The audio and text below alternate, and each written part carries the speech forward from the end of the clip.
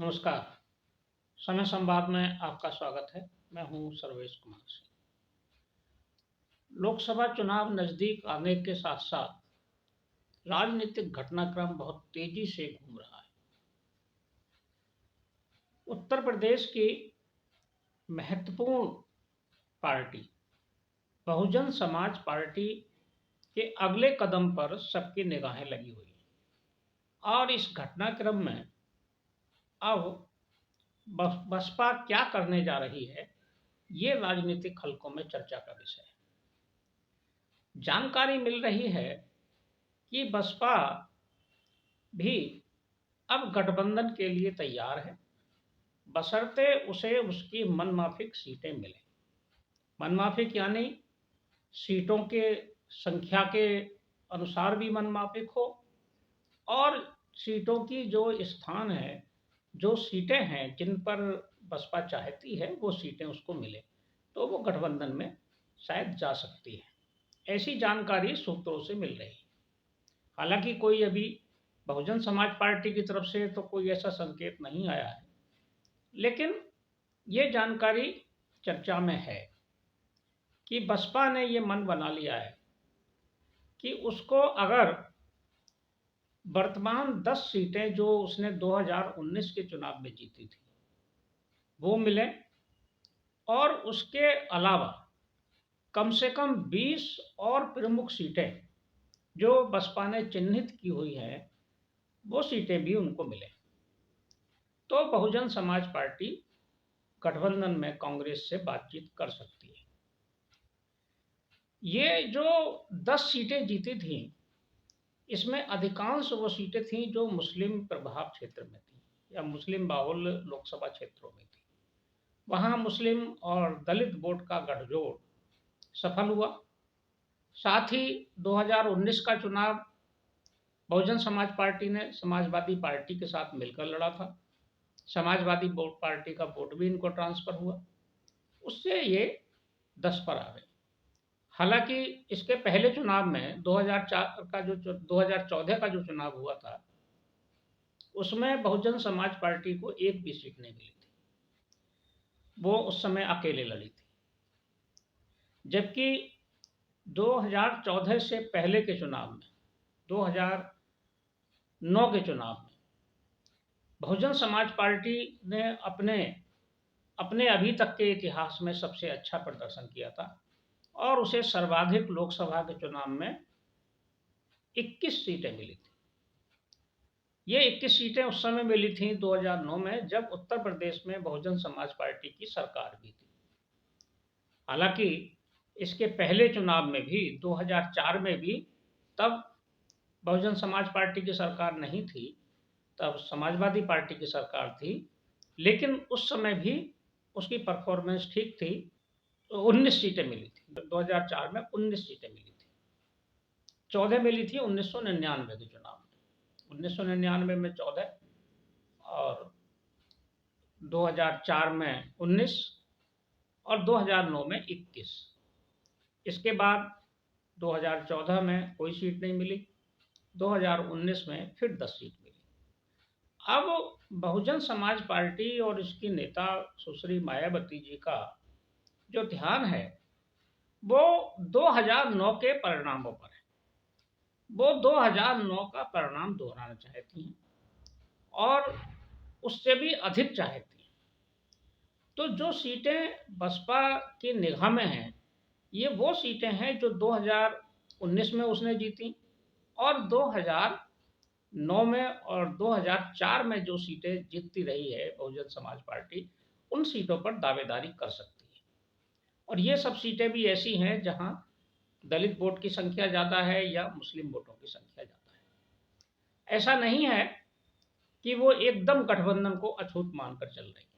बदली परिस्थितियों में और समीकरणों के लिहाज से उन्होंने भी ये आकलन किया होगा कि गठबंधन के साथ लड़ने से लाभ ही होगा, कोई नुकसान नहीं होगा। क्योंकि अकेले लड़कर उन्होंने देखा 2014 का परिणाम, तो उनकी बातचीत कुछ हो रही है। ये संकेत तो कांग्रेस ने दिए हैं।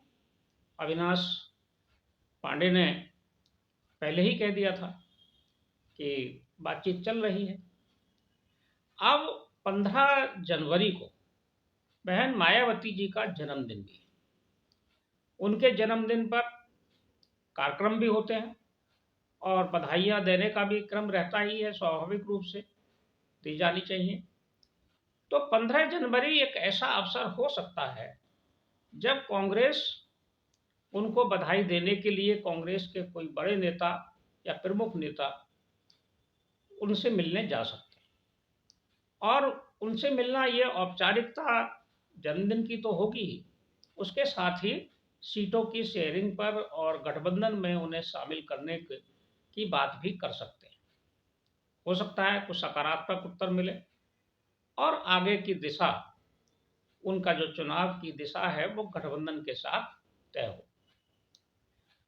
चर्चा तो यहाँ तक है कि सीटों पर शेयरिंग के और संख्या पर बात भी शायद अंदर अंदर कहीं हुई है। और इसमें लोग तो ये भी कह रहे हैं, कुछ जो प्रमुख विश्लेषक हैं और मीडिया में भी ये चर्चा है, सोशल मीडिया में भी चर्चा तेज है कि इस गठबंधन में अखिलेश यादव को भी मायावती जी के शामिल होने पर कोई ऐतराज नहीं है। वो भी इस गठबंधन में मायावती जी को चाहते हैं ताकि उत्तर प्रदेश में एक कड़ा मुकाबला वो भारतीय जनता पार्टी से कर सकें और सभी सीटों पर एक कैंडिडेट देने के पर सैद्धांतिक रूप से सहमत हो सके और उसे कार्यान्वित भी कर सके। बताया जाता है कि समाजवादी पार्टी ने तय किया है कि वो 35 सीटें लड़ना चाहती है और 30 सीटें बहुजन समाज पार्टी को छोड़ने पर कोई आपत्ति नहीं। कांग्रेस को 10 से 12 सीटें और 3 या 4 सीटें राष्ट्रीय लोकदल को दी जा सकती है। इस तरह से उत्तर प्रदेश में सीटों का बंटवारा हो सकता है। अगर ये सीट शेयरिंग इसी अनुपात में रही, कुछ कम ज़्यादा हो सकती हैं, हो सकता है समाजवादी पार्टी 35 से कुछ कम कर ले, समझौता कर ले, 32 पे कर ले, 33 पे कर ले और बसपा को 1-2 सीट बढ़ जाए, कांग्रेस की बढ़ जाए, तो ये हो सकता है। लेकिन गठबंधन की संभावना उत्तर प्रदेश में नजर आ रही है और अगर ये गठबंधन होगा तो 2024 का मुकाबला रोचक होगा उत्तर प्रदेश में। भारतीय जनता पार्टी अपने जो सहयोगी दल हैं एनडीए के रूप में मुकाबला करने को तैयार है ही। उनके साथ जो उनके दल हैं, अपना दल है, निषाद पार्टी है, राजभर ओम प्रकाश राजभर जी की, सुहेल देव समाज भारतीय समाज पार्टी है, निषाद समाज की पार्टी है। ये जो उनकी पार्टियां हैं, इनका भी अपना प्रभाव क्षेत्र है और एनडीए और इंडिया अलायंस के बीच फिर सीधा सीधा मुकाबला होगा और पूरे उत्तर प्रदेश की 80 सीटों पर जो मजबूत प्रत्याशी होंगे, अगर गठबंधन इंडिया का बना तो मायावती जी अगर उसमें शामिल हुई तो सारी सीटों पर 1 to 1 फाइट होगी और 2 ही कैंडिडेट के बीच सीधा मुकाबला रहेगा। बाकी कैंडिडेट तो और भी आएंगे, बहुत किसी को रोका नहीं जा सकता। कुछ छोटी पार्टियों से आ सकते हैं, कुछ निर्दलीय आ सकते हैं, जो भी है कोई भी लड़ना चाहे लड़ सकता है, लेकिन फिर सीधा मुकाबला हो सकता है। और वोट परसेंटेज के हिसाब से भी जो मायावती जी का वोट परसेंट है वो 12.88% था पिछले लोकसभा चुनाव में, पिछले विधानसभा चुनाव में 2022 में। इतना तो उनके साथ है ही, ये बढ़ भी सकता है और एक कड़ा मुकाबला देखने को मिल सकता है। देखते हैं 15 जनवरी के बाद, उनके जन्मदिन के बाद क्या कोई ऐसा गठबंधन की सूचना मिलती है या क्या प्रयास होते हैं। वैसे कल भी एक बैठक दिल्ली में संभवतः कल या परसों इंडिया गठबंधन की होने जा रही है। इस बैठक में भी कुछ सीट शेयरिंग पर चर्चा होगी, बातचीत होगी। क्या परिणाम आएगा ये समय पर पता चलेगा। देखते हैं। समय संवाद में आज बस इतना ही। कल फिर मिलेंगे किसी एक खास विषय के साथ। तब तक के लिए मैं सर्वेश कुमार सिंह आपसे विदा लेता हूँ।